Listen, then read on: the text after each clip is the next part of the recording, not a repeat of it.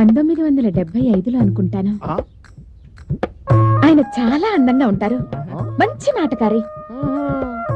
ఆయనకి నాతో ప్రేమగా మాట్లాడడానికి 3 నెలలు పట్టింది.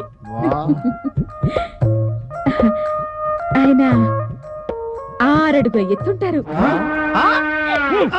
ఎవడేవాడు? అదే ఆయనేనండి, మన పెళ్లికి కూడా వచ్చి హాట్ క్యారెస్ ప్రెజెంట్ చేశారు కదా, ఆయనే. వాడా ఆ జిడ్డు మోహన్ గారు? ఆ రోజు కన్నీళ్ళు కూడా పెట్టుకున్నాడు. ఏమండి, నన్నేమైనా అనొచ్చు కానీ ఆయన మాత్రం అనకండి. నాకు చాలా భయం వేస్తుంది. ఈసారి కనపడితే వాడిని మొత్తం చూస్తాను. ఇంకా నీ కూర్చున్నానంటే ఎంత ద్రోహి అని అర్థమవుతుంది. తీసేస్తున్నాను. సునీల్, ఏయ్, చెప్పరా? అబద్ధం చెప్పకూడదు. నేను ఒకసారి రైల్లో ప్రయాణం చేస్తున్నప్పుడు ఒక అందమైన అమ్మాయి రైల్లో సర్టిఫికెట్లు మర్చిపోయి దిగి వెళ్ళిపోయింది. ఆ సర్టిఫికెట్లు నేను చూసి ఆ అమ్మాయి అడ్రస్ కి పోస్ట్ చేశాను. తిరిగి ఆ అమ్మాయి థ్యాంక్స్ చెప్తూ నాకు లెటర్స్ రాసింది. నేను కూడా ఆ అమ్మాయికి థ్యాంక్స్ చెప్తూ లెటర్లు రాశాను. ఇలా మా ఇద్దరి మధ్యన కొంతకాలం థ్యాంక్స్ ఉత్తరాలు నడిచాయి. తర్వాత అది ప్రేమగా మారి ఆ అమ్మాయి నన్ను చూడటానికి మా ఊరు వస్తుందని తెలిసి నేను రైల్వే స్టేషన్ కి పరిగెత్తుకుంటూ వెళ్ళాను. ఆ అమ్మాయి రైల్లో వచ్చింది, కిందకి దిగింది. నేను ఆ అమ్మాయిని చూశాను, ఆ అమ్మాయి నన్ను చూసింది. తన ఐ లవ్ యూ ఎప్పుడు చెప్తుందా అని ఎదురు చూస్తున్నాను. ఆ అమ్మాయి తన బ్యాగ్ లో చేయి పెట్టింది. సరే చెప్పలేక లెటర్ ఇస్తుంది కదా అని వెయిట్ చేస్తున్నాను. బ్యాగ్ లోంచి అద్దం తీసి నా చేతికిచ్చి అదే రైలుకి వెళ్ళిపోయింది. నాకు ఎప్పటికే అర్థం కావట్లేదు అసలు ఆ అమ్మాయి నాకు ఎందుకు అర్థం ఇచ్చి వెళ్ళిపోయిందో. బుర్రలో ఇంత మట్టి ఉంటే నీకు ఎలా అర్థమవుతుందిరా? ప్రేమించే ముందు నీ మొహం ఒకసారి అద్దంలో చూసుకోరా అని చెప్పి అర్థం ఇచ్చి వెళ్ళిపోయింది. పంతులు గారు, అయ్యా, పంచాంగం చూసి ఈ రోజు మన దినఫలం ఎలా ఉందో చెప్పండి. ఓ దానికేం భాగ్యం బాబు, భేషుగ్గా చూస్తాను. అదిరిపోవాలి మరి.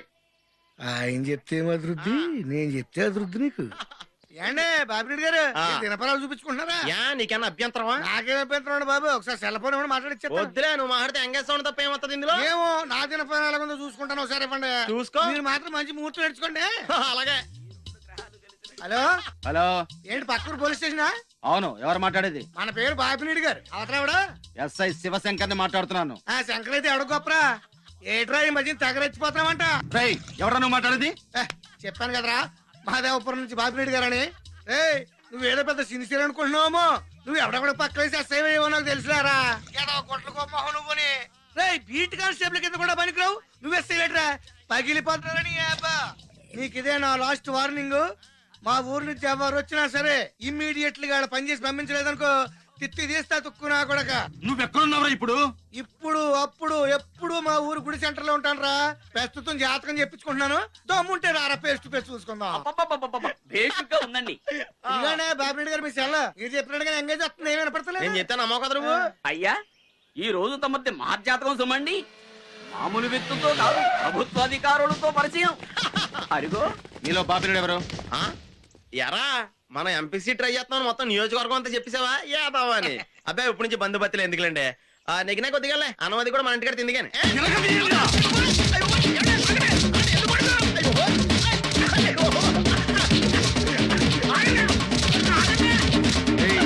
నా తిత్తి తీస్తారా నువ్వు?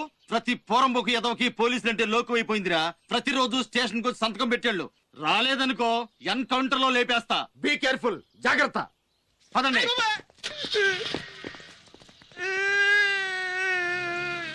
బాగా గట్టిగా కొట్టేసినట్టున్నారు. వాళ్ళు కొట్టిన దానికంటే వాళ్ళు ఎందుకు కొట్టారో తెలియట్లేదన్న బాధ ఎక్కువగా ఉందిరా. ఎందుకు కొట్టారంటావు? ఇయం వార్తా స్తుయంతాం పరమానంద. పరమానంద కాదురా, బలదేవానంద సాగర. ఇలాగే సెల్లో నాతో పిచ్చి మాటలు మాట్లాడాడు ఎవడో. నాకు ఎందుకు పిచ్చికెత్తాడో నాకు అర్థం కావట్లేదు. పోలీసులు వచ్చి మిమ్మల్ని వెళ్ళారో మీకు అర్థం కావట్లేదు. అంతా బిఎస్ఎన్ఎల్ మహిమ. ఇంటికి కాపడం పెట్టుకోండి.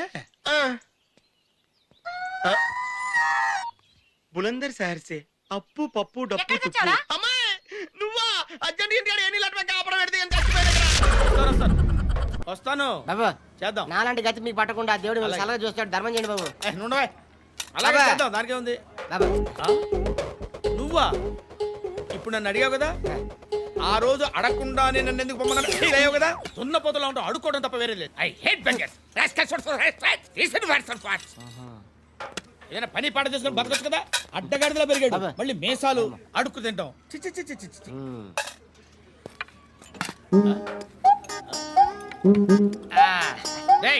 ఏంట్రా ఏంటా పొగరు నా పక్కన వచ్చి కూర్చున్నావు?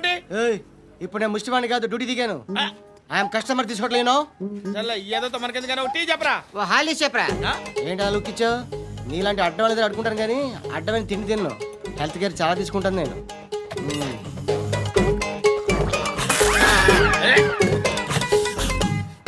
ఏంట్రా ఎందాకేంటి అలా అరుస్తున్నావు రివేంజా